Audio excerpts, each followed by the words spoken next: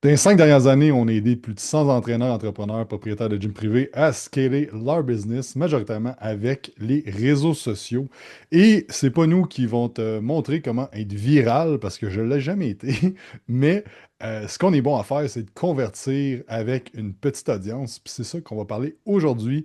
On va parler aussi du behind the scenes de ce qui se passe présentement dans notre compagnie. On vient de revenir de Miami aussi, fait qu'on va te compter ça, puis on va donner des trucs applicables au niveau des réseaux sociaux, comment convertir avec ton audience. Donc aujourd'hui, avec Matt. Comment se passe le retour, Matt, de Miami? Ah, ben mon Dieu, il y a des choses pires que ça dans la vie, comme on dit, hein? Fait que Ouais. c'était cool. Puis, dans le fond, ce qui était le fun, on a passé comme genre 5 jours là-bas. Puis maintenant, si quelqu'un me dit, Hey, moi j'ai le Miami lifestyle, ben, je vais comprendre ce que ça veut dire un peu plus. C'est assez intense. C'est fou de voir la différence de culture. Tu sais, comme on parlait, comme on va travailler dans un café, puis 85% des gars qui travaillent là ont des Rolex dans les mains, dans le poignet, genre. Fait Ouais. que c'est vraiment comme une culture là, axée sur la richesse matérielle et tout. Fait que c'est quand même intéressant à voir le clash un peu qu'il y a avec le Québec. Que ben du monde sont gênés de montrer qu'ils font de l'argent ou qu'ils réussissent bien au Québec. Mais encore plus que ça, parce que, tu sais, mettons, tu peux toujours, mettons, avoir de l'argent puis t'acheter des affaires qui vont être des flex, entre guillemets. Par contre, qu'est-ce qui est encore plus fort que la recherche, c'est le fitness qui est excessivement puissant à Miami. Si vous avez déjà été aux États-Unis, vous le savez, là, il y a beaucoup de monde obèse. Puis, ça arrive d'en voir un peu plus que qu'est-ce qu'on voit dans le commun des mortels ici et là.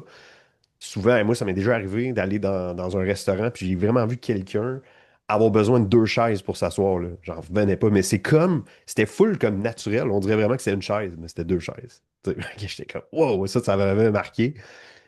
Mais vraiment tout le contraire. On est vraiment à l'autre opposé à Miami.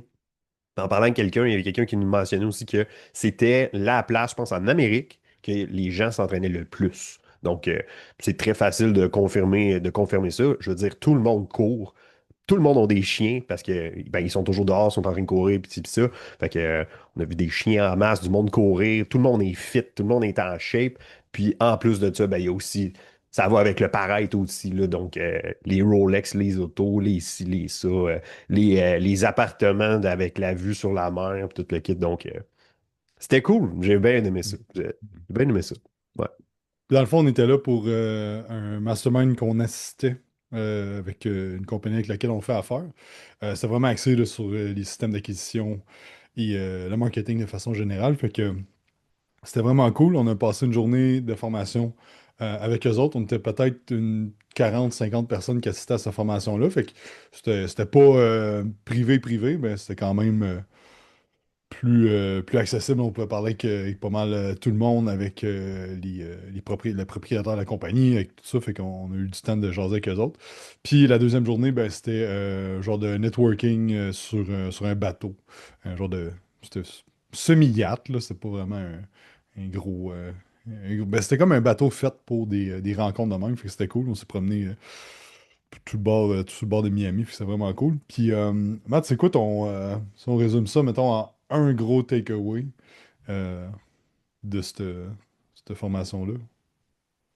OK. Ben, mon gros takeaway, c'est que l'affaire, nous autres, on s'en allait avec une intention quand même assez spécifique, dans le sens où on avait des options avec les choses, nos prochaines actions, nos prochains action steps, puis où est-ce qu'on s'en va avec la compagnie, puis ainsi de suite.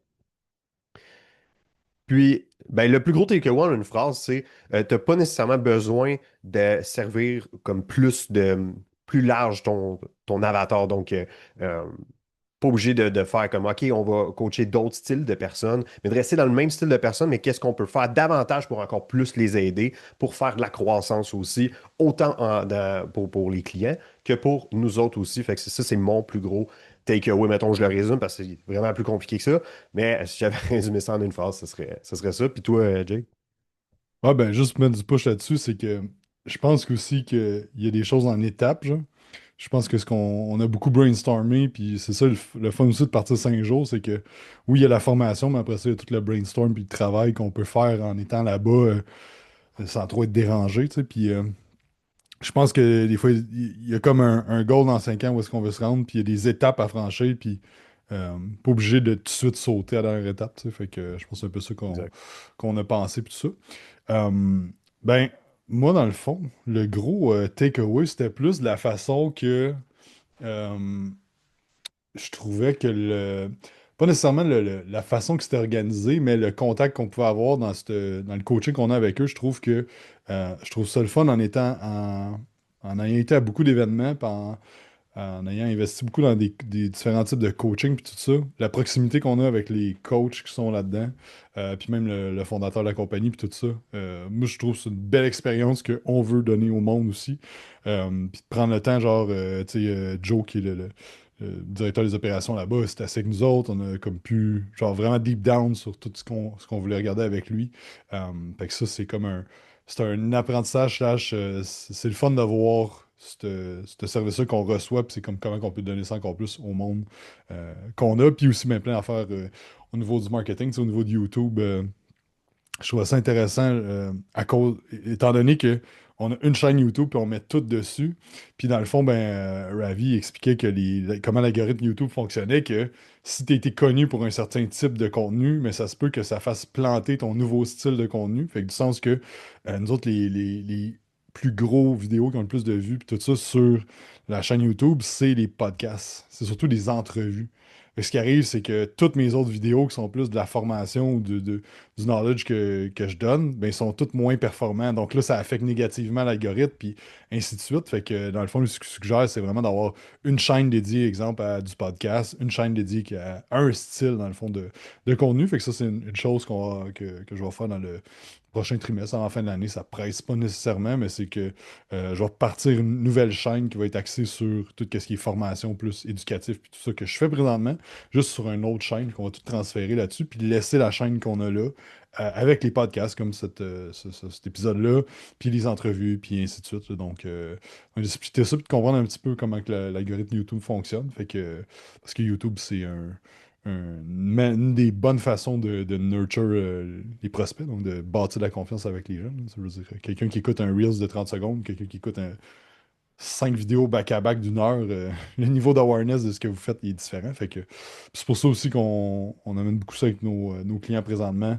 Le long format, tu sais, pour nous, avec Quantum, puis aussi ce qu'on fait là, ça a tout le temps été winner, les podcasts et YouTube, là, tu sais, ça a tout le temps été de quoi qui nous a aidé beaucoup. Puis on continue de pousser de ce côté-là. Fait que c'est un peu ça les takeaways. J'en ai plein d'autres, là, mais ça, Ouais.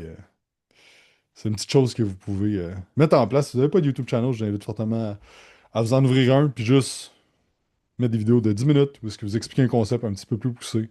Puis juste à en mettre, puis après ça, ben, une fois semaine, puis diriger le monde vers là, puis commencer à bâtir un écosystème, parce que tu sais, je pense que, on va parler des réseaux sociaux tantôt, je pense que si tu ne possèdes pas ta liste de personnes, tu es toujours dépendant de la plateforme. Ça veut dire si Instagram plante, mais que c'est ton seule façon que tu vas acquérir des clients, ben ta business est à risque. Si c'est juste Facebook, si euh, c'est juste TikTok, tu sais, fait que c'est important de bâtir un écosystème que vous allez avoir plusieurs touchpoints avec les gens de différentes façons. Fait qu'autant TikTok, Facebook, Instagram que YouTube, que le email, SMS aussi. Donc, vraiment d'avoir plusieurs touchpoints avec les clients. Parce que euh, l'année passée, Google a sorti une recherche sur combien de temps ça prend entre qu'un prospect devienne un client. Donc, il ne vous connaît pas, il vous découvre. Puis, tu sais, avant, on disait là, dans les vieux livres de marketing, il disait faut que le monde vous voit 7 fois avant de faire un achat. Mais l'affaire, ça, c'est comme là, 20 ans, c'était ça. Mais à cette heure, ils ont vu que c'était 7 heures de consommation de contenu à 4 endroits différents. Fait que là, 4 endroits, c'est 4 plateformes différentes, 11 fois différentes. Fait qu'il y a quand même beaucoup de consommation qui a besoin d'être faite.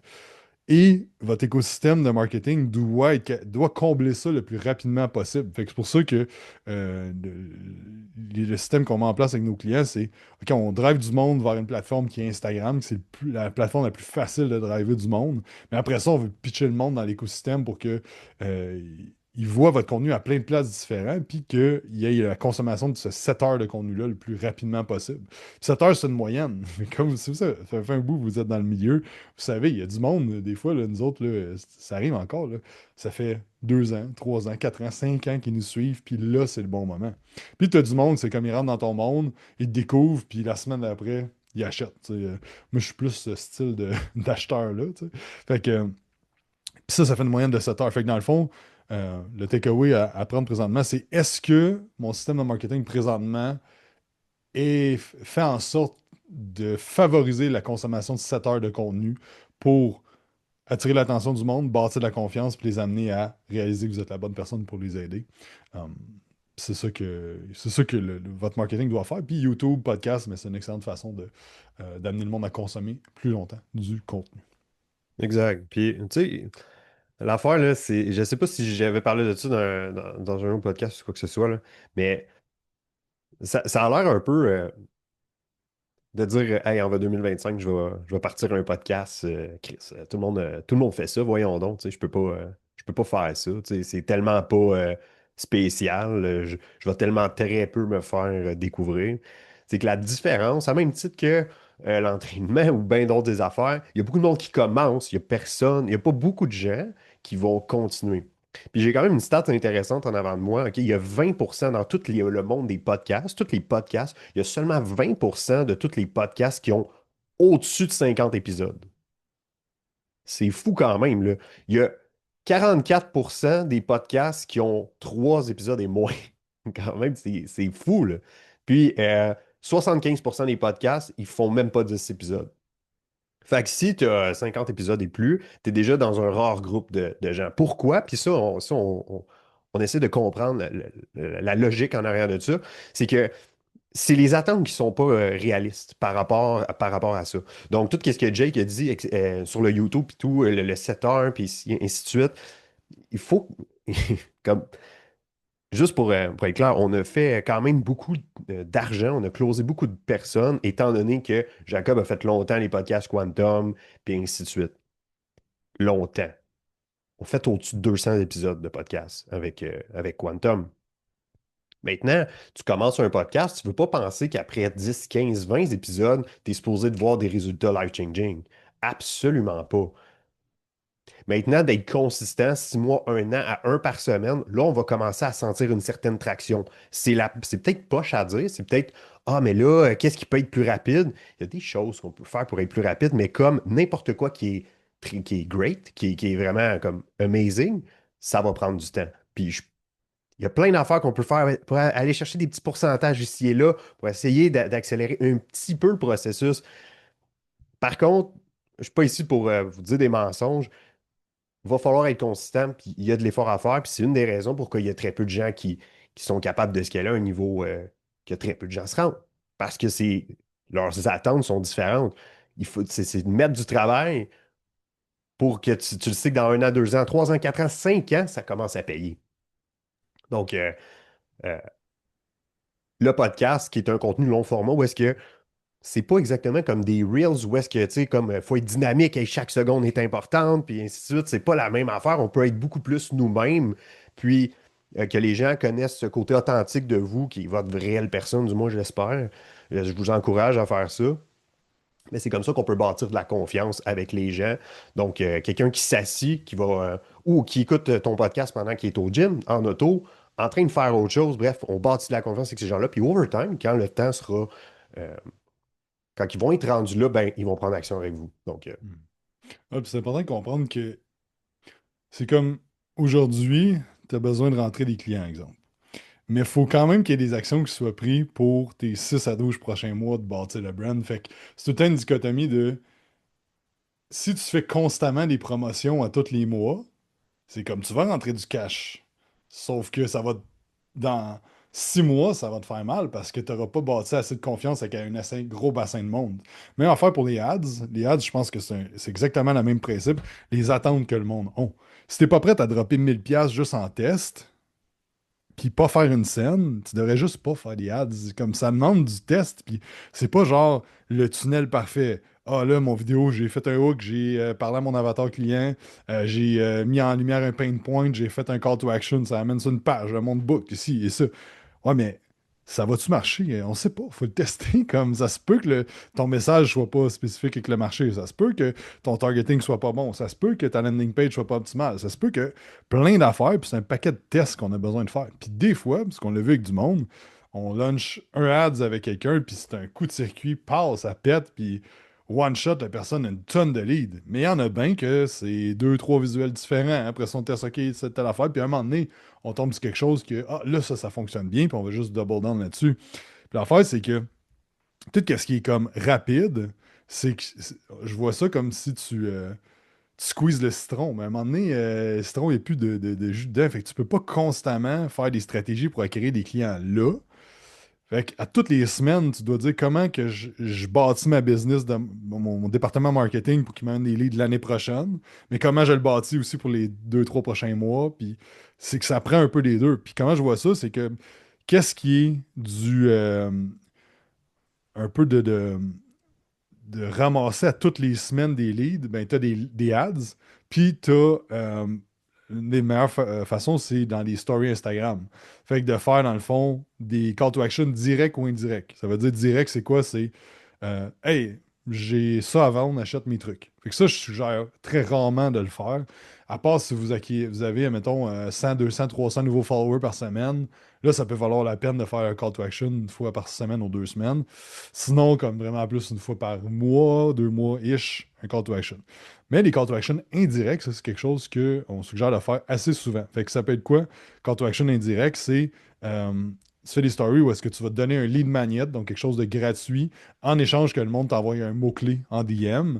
Et après ça, ben, tu peux leur envoyer vers une page qui drop sur leur email ou simplement de l'envoyer en DM, d'amener une conversation. Fait que ça, c'est comme à chaque semaine de faire ça, ben, ça va vous amener des conversations, puis les conversions se passent dans les conversations. Fait que, avec les réseaux sociaux, là, tu peux pas faire un post de dire Hey, moi, un peu comme tu disais avant qu'on commence, moi, ce que j'offre, c'est des plans qui sont personnalisés. Si c'est ça, tu parles de ton offre, ça va faire des criquets. Il n'y a personne qui va t'écrire. Là. S'il y a quelqu'un qui t'écrit, ben, c'est que tu étais dû pour faire un call to action, puis tu aurais pu maximiser ça bien plus que tu l'as fait avec ça. Fait que euh, c'est important de voir ça que oui, il y a des affaires qu'on peut faire toutes les semaines, mais surtout, ce qu'on veut, c'est de bâtir une machine sur le long terme que il t'amène des clients non-stop. Tu sais, que tu as des leads qui rentrent, que tu fais pas nécessairement d'affaires spéciales puis que ça rentre. Puis ça, mais ça passe à bâtir justement un écosystème, pas juste une stratégie puis un tunnel de genre, OK, je mets des ads, ça amène ça là, puis on l'a déjà vu avec du monde, là, c'est comme le ads fonctionne super bien. Puis, à un moment donné, ça commence à baisser, à baisser, à baisser. Là, tout le département d'acquisition client, il plante parce que là, les ads ne marchent plus. Fait que là, comme c'est genre la panique de comme fuck, si nos ads ne marchent plus, puis tout est fucked, la compagnie va mal à cause de ça. Tu sais. Fait que c'est juste à prendre en considération que tu as besoin de bâtir le système d'acquisition pour cette semaine, puis aussi pour la prochaine année. Tu sais. Puis les prochaines années. À 100%. Puis tu sais, c'est juste de penser à toutes les fois qu'on fait un call to action, avant de le faire, c'est se poser la question, j'ai donné combien de valeur depuis le dernier call to action que j'ai fait? Si, comme tu poses pas souvent, puis quand tu poses un post sur deux, c'est quelque chose, c'est un call to action, même s'il est soft, ça ne fonctionnera pas, tu vas brûler ton audience. Les gens ne te font pas confiance encore, tu leur as pas prouvé encore. Puis, pour ceux qui débutent, en fait, là, de faire du contenu un petit peu plus long format, même si tu es comme à un stade là, que tu commences un petit peu à manquer de temps, ben, à mon œil, à moi, là, tu sais, puis c'est super important de faire des Reels et tout ça, mais faites-en, tu sais, faites-en du contenu un peu plus long format où est-ce qu'on est capable d'apprendre à vous connaître. Puis même si tu envoies ça comme une agence, ben, ça va te coûter la même affaire de faire éditer une vidéo de comme 30 minutes que d'un shorts, tu sais, à peu près. Puis le pouvoir que le long format peut quand même avoir, il est vraiment supérieur à comme un Reels de 30 secondes, là, tu sais. Donc, juste à garder en considération quand même qu'on apprenne à vous connaître puis qu'on build trust avec les gens avant de demander. Donc, c'est pas est-ce que c'est une erreur? C'est une erreur, oui ou non? C'est discutable. Moi, je suis pas réellement pour ça. Les gens qui sont comme OK, je lâche tout, là, puis là, je me mets all-in sur ma business de coaching fitness. L'affaire avec ça, c'est que Si justement, ben, tu as les reins solides, t'en as en masse de coller, puis c'est pas un problème si l'argent rentre pas rapidement, euh, you do you, OK? Puis c'est correct. Par contre, si tu es comme, euh, tu crois bien fort en ton projet, puis tu es comme dans un mois, c'est sûr que je fais minimalement 10-15 000, puis je vais remplacer mon revenu de 100 000 par année par ça. Je trouve pas que c'est de partir sur des bonnes bases nécessairement parce que ça va te forcer à avoir à faire des call to action, à avoir à travailler avec des gens vraiment très loin de style de personnes avec qui tu aimes travailler, juste pour faire de l'argent, pour rentrer du cash flow, pour payer tes bills, tes affaires. Donc, c'est pour ça que je pense que tu es bien mieux de prendre ton temps, de garder comme une. Si t'es même pas prêt à faire ton 40 heures puis un 20 heures sur le side par semaine dans tes affaires, honnêtement, fais juste pas partir en business, là, pour vrai, là, comme fais juste pas ça. Donc, euh, s'il y en a qui se retrouvent dans cette situation-là, puis qui pensent, puis hey, je devrais-tu me mettre en ligne ou quoi que ce soit, mets-toi en ligne là, même si tu as quelque chose en ce moment temps plein. Puis we'll see tantôt, mais que tu ailles 15, 20, 30 clients, de voir qu'est-ce qu'on fait ensuite de ça. Mais ouais, c'est ça. OK. Ouais, 100%. Tu parlais de long format tout à l'heure. Tu sais, ce qui arrive, c'est que le landscape des réseaux sociaux présentement, c'est qui blow up le plus. C'est tout le temps le même style de personne, un peu. Quelqu'un qui est super bon devant la caméra, quelqu'un qui parle de sujets que le monde veut l'entendre. Fait exemple, le monde présentement qui parle de comment blow up ses réseaux sociaux, c'est eux qui blow up parce que tout le monde veut apprendre ça, tu sais. Fait que là, tu peux te dire, OK, mais cette personne-là, c'est pas nécessairement la meilleure devant la caméra. Ouais, mais ce qu'elle parle, tout le monde veut le savoir. Fait que, il y a comme ça à prendre en considération. Mais si tu es dans le fitness, qui blow up, c'est du monde super bon devant la caméra, c'est du monde très divertissant ou c'est du monde très polarisant. Puis je suis sûr qu'en vous disant ça, vous en avez une coupe du monde qui font super bien ça, ces réseaux sociaux. Ben, je pense à Gabriel Garipi, qu'on coach depuis un petit bout, qu'il parle bien des sujets un peu plus polarisants, des anabolisants, puis tout ça. Puis il y a du monde qui déteste ça, qui parle de ça, puis il y a du monde qui adore ça. Puis clairement, sa business a explosé dans la dernière année. T'as un gars comme P.O. McKinnon que je connais depuis super longtemps, qui est super bon devant la caméra, qui vulgarise bien ses affaires, puis qui a pas peur de dire ce qu'il pense. Un Seb Cossette aussi, même affaire là, qu'on a travaillé avec. Seb, il dit son opinion, il est super bon devant la caméra, très bon public speaker. Ils cherchent pas à plaire à tout le monde, c'est ça l'affaire. Exact. Mais l'affaire, c'est que Seb, le connaissant depuis. Prends un exemple, Seb, ça fait super longtemps que je le connais. Il est le même dans la vraie vie. P.O. McKinnon, il est le Mhm. même dans la vraie vie. Gab, tu sais, comme. Exact. L'affaire, c'est qu'il joue pas nécessairement un personnage. Puis ce que je veux amener avec ça, c'est que si. Parce que moi, je me considère pas quelqu'un de polarisant. Il y a plein d'affaires que j'ai pas d'opinion, puis je veux pas nécessairement dire mon opinion, puis qu'on s'en fout. Euh, c'est sûr que je vais être moins viral. Par contre, ça fait 15 ans que je fais du vidéo. Fait que j'ai développé un peu certains concepts que je suis quand même popé devant la caméra. Ce que je veux amener avec ça, si vous avez jamais fait de contenu, puis là, vous vous mettez devant une caméra, vous avez 10 secondes pour capter l'attention avec les réseaux sociaux présentement. Si vous, comme, faites-en, c'est super. Mais l'affaire, c'est que la courbe d'apprentissage est extrêmement grande sur les capacités qu'il faut développer. Votre hook, les 3 premières secondes, est super, super important. Fait que c'est sûr que si t'es pas super à l'aise, t'es comme Salut, aujourd'hui, je vais te montrer mon. Là, c'est comme t'as déjà perdu le monde. Fait que où est-ce que je vais amener ça? C'est que oui, pratiquez-vous à faire du short form, c'est super bon. Dans le long form, ça te permet d'avoir plus d'espace, de dire comme je peux prendre un peu plus mon temps. Je suis pas obligé de changer parce que ces réseaux sociaux, il faut qu'il y ait une cote à toutes les 2 3 secondes. Fait que là, si t'es là devant la caméra, puis tu parles, puis tu essaies de dire ton texte, puis là, tu bafouilles, puis ici, puis ça, comme le long format te permet d'avoir un petit peu plus de lassitude de ce côté-là pour expliquer des concepts un petit peu plus profondément parce que, tu sais, l'art d'enseigner, c'est le cas de prendre quelque chose de complexe, puis de le vulgariser simplement. Mais c'est un art de faire ça. Mais le short form, c'est exactement ça.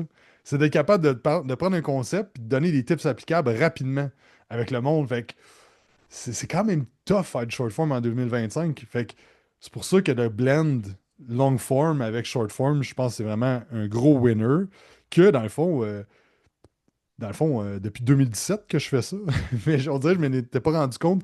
C'est pour ça, en début d'année, cette année, je me suis comme assis et disais comme, OK, ben, c'est quoi toutes les affaires qu'on a faites dans l'acquisition client dans les dernières années qui a fonctionné. Puis c'est de même que j'ai bâti un écosystème parce que, dans le fond, c'est ça que je faisais. Tu sais, il y avait du email marketing, il y avait du YouTube, du podcast, il y avait des lead magnets, il y avait ci, il y avait ça. Puis c'est ça qui fait en sorte à un moment donné que même Mm. si t'es pas la personne la plus virale, que tu es capable de bâtir un système marketing. Tu sais. En un mot, on appelle ça le nurturing, dans le fond, là. Fait que c'est de nourrir comme les prospects tranquillement, puis qui bâtit de la confiance, puis qui, à un moment donné, ben, quand ils ont le besoin qu'on peut combler, ben, ils pensent à nous parce que ça fait très longtemps qu'on bâtit de la confiance avec eux. Donc, Mm. c'est un peu ça. Puis une autre affaire, je voulais parler aujourd'hui, c'est un autre sujet qui va avec les réseaux sociaux. On en a parlé quand on était ensemble à Miami, c'est le personal branding, puis c'est quoi le message que vous véhiculez. Puis je pense que on l'avait vécu un petit peu dans les 2 dernières années avec Quantum, parce qu'on a changé un peu le branding à s'adresser un petit peu plus à la transformation physique qu'en prise de masse, puis du monde, ça avait choqué un peu, puis on avait comme déplu à certaines personnes de faire ça. Puis il y a un gars présentement sur les internets qui a été très populaire dans la dernière année, année et demie, qui s'appelle Hub Life. Hub's Life, quelque chose de même. Puis le gars, dans le fond, peut-être vous l'avez déjà vu passer, c'est un gars qui filme sa journée d'un 9 à 5, qui travaille dans un bureau. Puis il faisait juste filmer sa journée comme style vlog très short form, là, tu sais, sur TikTok, sur Instagram. Puis il a amassé comme des millions de followers là-dessus. Puis dans le fond, ce qu'il disait, c'était normalize the norm. Fait que, tu sais, de normaliser le fait que c'est correct d'avoir un 9 à 5. C'est correct de pas vouloir être entrepreneur. C'est correct. Puis moi, je trouvais ça quand même le fun d'écouter parce que je trouve que ça faisait un vent de fraîcheur sur, dans le fond, là, tu vas peut-être être bien plus heureux à travailler pour une compagnie, faire ton 9 à 5, aimer ce que tu fais quand même, parce que même si tu es entrepreneur, comme, tu sais, la fameuse phrase, là, fais ce que tu aimes dans la vie, tu n'auras pas l'impression de travailler une seule journée, c'est de la petite bullshit, parce qu'il y a plein d'affaires, des fois, qui font chier quand tu es à ton compte, comme, c'est pas vrai que tu peux tout déléguer, comme, appeler Revenu Québec, esti, il y a plein d'affaires qui font chier, esti, puis il faut que tu le fasses pareil. Même quelqu'un, mettons, là, on se projette vraiment, vraiment plus loin. Même Bedros Koulian, il nous le disait. Il y a des compagnies qui font 100 millions, là. Puis il faut encore qu'il fasse des appels à son lawyer, puis à ses ci, puis à ses ça, parce que il est juste lui qui peut le faire cet appel-là, tu sais. Puis il aime Mm. pas ça, là, mais c'est quand même lui, il faut qu'il le fasse pareil, tu sais. Fait Même à haut que, niveau, là. ouais, exact. Fait qu'il y a tout le temps, c'est comme il y a tout le temps de la merde dans n'importe quel job. Tu sais. Fait que je pense qu'il faut revenir à ça. Puis est-ce que, comme j'adore ce qu'on fait, puis genre jamais je ferais d'autre chose, mais est-ce que c'est pour tout le monde de dire hey, le rêve d'entrepreneurial puis tout ça, fuck, c'est pas pour tout le monde de faire ça, puis c'est correct. Puis c'est un peu ça qui a amené comme message. Puis moi, je trouvais ça rafraîchissant de comme Chris, c'est vrai que tu vois le monde sur Internet, puis c'est quoi, genre 1% des compagnies font plus d'1 million de chiffre d'affaires par année ou quelque chose de même au nord de l'Amérique. Puis tu regardes sur Instagram, t'es comme tout le monde fait 1 million par mois, genre. Mais non. Ouais. Parce que c'est juste comme on voit ce monde-là. Fait que moi, je trouvais ça cool parce que c'était comme un peu un balancier de dire comme c'est correct de vivre une vie bien ordinaire, faire un 9 à 5, puis c'est bien correct, tu sais. Puis là, dans le fond, ben, il parlait beaucoup de qu'il avait été à son compte, puis il s'était comme burn-out, puis il était retourné là-dedans. Puis que c'était tellement mieux de travailler ça. Puis dans le fond, ce qui est arrivé à un certain moment donné, c'est qu'il a commencé à avoir ben de l'attraction sur ses réseaux sociaux, puis beaucoup, beaucoup de monde qui l'ont suivi. Fait qu'il a commencé à avoir des brand deals. Fait que là, il a commencé à faire de l'argent avec les réseaux sociaux. Puis là, dans le fond, à un moment donné, il a bâti son brand sur c'est correct de faire un 9 à 5, mais là, il a commencé à dire qu'il lâchait sa job pour un nouveau chapter. Fait que là, il a comme créé de l'intrigue un petit peu. Après ça, il s'est loué un bureau, puis dans le fond, il allait travailler au bureau, mais il disait pas trop c'était quoi sa nouvelle job. Mais dans le fond, ce qu'il a fait, c'est qu'il a juste lâché sa job pour faire du content full-time. Puis là, dans le fond, c'est rendu que là, dans le fond, il joue la game de l'influencer, mais c'est genre rendu le super vilain, là, parce que il a bâti son brand sur c'est correct de faire du 9 à 5, puis c'est comme s'il a trahi son audience à dire comme. Parce que c'est qui le monde qui le suivait? C'est la plupart du monde qui faisait un 9 à 5 et comme ça fait du bien d'écouter parce que, yes, dans le fond, moi je suis bien dans mon 9 à 5, puis c'est vrai que c'est correct d'être bien dans un 9 à 5, tu sais. Puis là, dans le fond, c'est comme, OK, mais vous êtes tous des caves finalement, puis tout ce que je vous disais, c'était pas vrai. Puis maintenant, ben, je joue l'influencer, genre, avec les brand deals, puis les ci, puis les ça, puis il fait encore des vlogs de sa journée, mais c'est tellement pas relatable pour le monde.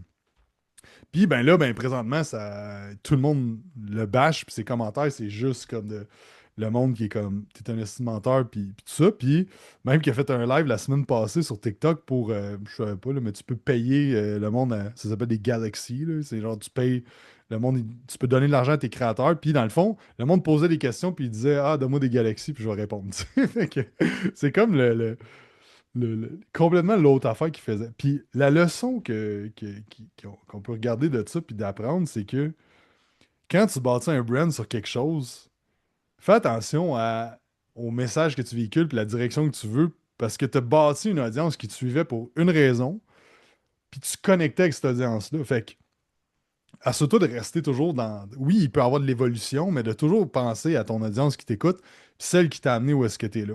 Puis la deuxième affaire, c'est le concept de relatable. Fait que, je sais pas en français c'est quoi, là, mais qu'on suit quelqu'un parce qu'on se reconnaît un peu dans son style de vie ou dans où est-ce qu'on veut aller.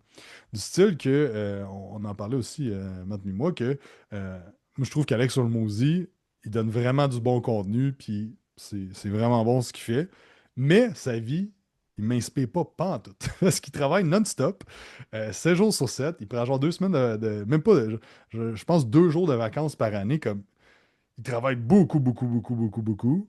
Il n'y a pas de famille. Comme, mais moi, je me reconnais pas pantoute dans ce gars-là, puis je veux pas cette vie-là. Fait que c'est sûr que je vais moins m'attacher à un personal brand que quelqu'un qui vit un peu plus la vie que je veux vivre, puis qu'on connecte sur plus d'affaires. Fait que ça aussi, de vous assurer que quand vous faites du contenu qui est un petit peu plus de personal brand, vous assurez que l'intention, c'est de connecter avec votre audience et pas de montrer quelque chose qui est comme soit pas réaliste pour eux autres ou qui fait pas de sens ou qui les inspire pas nécessairement, tu sais. Puis même les sujets que vous choisissez, tu sais, comme, exemple, vous tripez sur la politique, ben comme, si vous êtes coach, peut-être pas nécessairement obligatoire de parler de ça. Puis comme, moi, il y a des sujets, des fois, que j'ai des opinions tranchées que je ne vais pas nécessairement dire parce que je vois pas l'impact positif que ça peut avoir, tu sais, que juste dire ton opinion pour dire ton opinion, c'est pas nécessairement valide tout le temps. Fait que moi, c'est mes petites leçons que j'ai vues de cette situation-là qui est quand même assez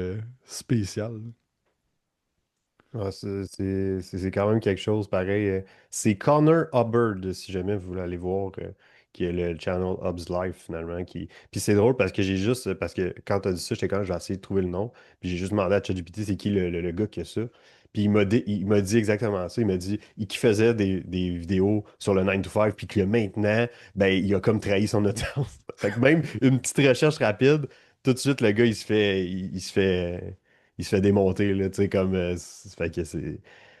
Je pense, moi, la leçon que j'en tire avec ça, c'est que l'authenticité est king, là, pas mal, là, aujourd'hui, en ce moment. Donc, d'être authentique, de pas essayer de jouer quelque chose, de pas essayer de plaire à la caméra, parce que le monde est burn de ça. Ben raide. Ils se sont fait burn à travers les années, d'essayer de flasher des affaires, mettons, le monde qui vont louer une Lamborghini pour une journée, puis qui vont avoir l'air de la personne qui s'est acheté ça, puis qui a loué une villa en disant que c'est chez toi ou quoi que ce soit, tu sais, que le monde qui se font burn de cette façon-là, ils veulent plus ça. Fait que ce qu'ils recherchent, c'est de l'authenticité.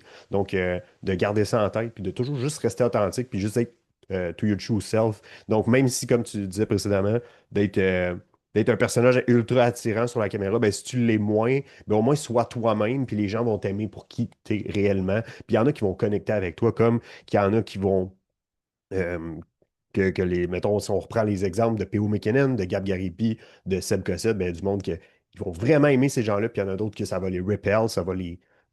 Ils aimeront vraiment, vraiment pas ça. Puis même chose avec nous autres, là, tu sais, il y a des gens que ça va leur parler, notre énergie, la façon qu'on délivre le podcast d'aujourd'hui ou encore là. Puis il y en a d'autres que c'est comme c'est pas applicable du tout pour eux, ils n'aiment pas vraiment notre style, ils cherchent un autre style d'énergie ou quoi que ce soit. Donc, c'est bien correct. On est là pour les gens qui nous suivent, puis pas pour les autres, là. Fait que, on reste authentique. Je pense que pour ceux qui nous connaissent, qui écoutent ça, ben, définitivement, l'épisode d'aujourd'hui, vous savez qu'on est aussi là exactement comme ça aussi dans la vie. On est réellement pas différents. Donc, c'est ça. Tu sais, une autre chose aussi que là-dessus sur l'authenticité, parce qu'on a parlé un petit peu en vacances, puis c'est facile de tomber dans le genre essayer d'être un peu plus hypé ou en tout cas je vais parler pour moi d'être essayer d'être un petit peu plus hypé sur les réseaux sociaux puis tout ça, mais ça reste qu'après ça, quand tu rencontres faut pas que tu sois comme. Je pense que, mettons, on a différentes façons d'être. Ça veut dire que, clairement, moi, quand je parle devant une caméra, ou que quand je suis en train de m'entraîner, ou que quand je suis avec ma blonde relax, ou whatever, ben, on est toutes des versions un petit peu différentes de nous-mêmes, tu sais. Mais c'est important de pas trop se sortir du centre de qui on est. Parce que oui, c'est sûr que je peux pas parler en public comme quand je t'écrasais sur le sofa à 10 heures le soir. Exactement. Fait 100%. que- mais c'est de trouver la fine ligne, je pense, en ça. Puis une autre affaire aussi sur l'authenticité, c'est qu'une affaire aussi qui connecte avec le monde, c'est parler aussi de vos struggles, puis de ce que vous avez de la misère, puis que ce qui va pas toujours bien. Puis la ligne est mince, je trouve, entre être ouvert sur certaines affaires, puis essayer de faire pitié, comme puis avoir de l'attention à cause de ça. Mais je Exact. pense que, tu sais, si vos clients en fitness entendent que vous autres aussi, vous avez de la misère des fois la fin de semaine avec la nutrition. Peut-être que aussi vous avez de la misère avec. Ça vous tente pas de vous entraîner le matin. Mais c'est quoi vos trucs que vous mettez en place? Puis de connecter aussi de ce côté-là que peut-être que vous autres, ça vous tente pas tout le temps. Peut-être que vous autres, c'est que vous n'êtes pas Superman non plus, que dans le fond, tout va tout le temps bien. Puis ainsi de suite. Puis je pense que comme tu dis en 2025, ces réseaux sociaux, c'est plus l'authenticité, d'être vous-même, puis de parler aussi de. Puis je pense que plus vous avez du succès dans ce que vous faites, plus on peut rajouter de la vulnérabilité sur certaines affaires. Par contre, vous startez, vous n'êtes pas en shape, vous n'avez pas de résultat client, oubliez un petit Non, peu la exact. vulnérabilité, là. Comme là, Exact. c'est comme, faut monter votre autorité. Puis un coup que Exact. votre autorité est montée, on peut rajouter une couche de vulnérabilité pour connecter avec les gens. Parce que la première affaire quand vous commencez, c'est, vous voulez vous monter à titre d'autorité. Comment qu'on fait ça? Résultat client, avant tout, puis knowledge. C'est les deux affaires qu'on a besoin de mettre en place, là, tu sais, pour Exactement. monter votre autorité. Fait que, puis après ça, on rentre dedans. Juste être sûr que il faut que ça soit fait en étapes, là. Ben, c'est ça. Puis essayer de, mettons, pour l'authenticité, là, pour juste revenir là-dessus, finalement, là, je pense que la meilleure façon de le dire le plus facilement possible, je pense, c'est exactement comme la façon que tu t'habilles quand tu t'en vas dans un événement. Tu sais, dans le sens que c'est pas de dire ben moi je m'habille toujours comme ça, fait que peu importe l'événement où est-ce que je vais aller, je vais toujours m'habiller de même parce que je suis authentique. Pas réellement, pas nécessairement. Dans le sens que si je vais dans un mariage, la façon que je vais m'habiller, c'est pas comme aujourd'hui. Exactement pas. Tu sais. Si c'est con, mais même quand que je fais des coachings ou peu importe quoi, le choix de vêtements que je vais utiliser, euh, il va être différent que si je m'en vais chiller dehors. Je ne serai pas en camisole pendant que je coach. Ça veut-tu dire que je ne suis pas authentique envers moi-même? Absolument pas. Après ça, ça dépend, mais ce serait la façon, je pense, de le simplifier qui fait le plus de sens pour moi, je pense, en analogie, là. Mhm. Donc, tu sais, vous avez le droit de différer un petit peu. Il y a certaines personnes avec qui on ne va pas nécessairement parler des mêmes affaires, des mêmes sujets, des mêmes affaires. Ça veut dire que vous n'êtes pas authentique? Absolument pas. C'est pas une question. Il y a comme un. Il y a chaque chose a sa place, finalement.